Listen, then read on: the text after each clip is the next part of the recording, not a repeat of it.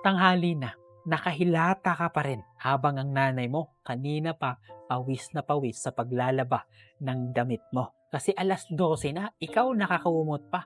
May cellphone sa mukha, may dahilan sa bibig. Samantalang siya kanina pagising, kanina pa nagluto, kanina pa naglaba.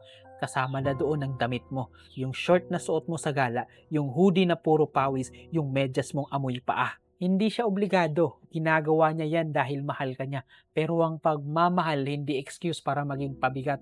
Kung kaya mong magpuyat sa barkada, kaya mo ring gumising para tumulong. Kasi sa totoo lang, kadalasan hindi ka pagod. Komportable kang may gumagawa para sa'yo. Komportable kang may nagbubuhat ng responsibilidad mo. At habang tumatagal, lumalaki ang katawan mo, pero hindi ang sense of responsibility mo. Kaya kung may gulang ka na, umasta ka ayon sa gulang mo. Maglaba ka ng sarili mong damit, maglinis ka ng sarili mong kalat, mag-ambag ka. Hindi mo ikinakul ang katamaran mo.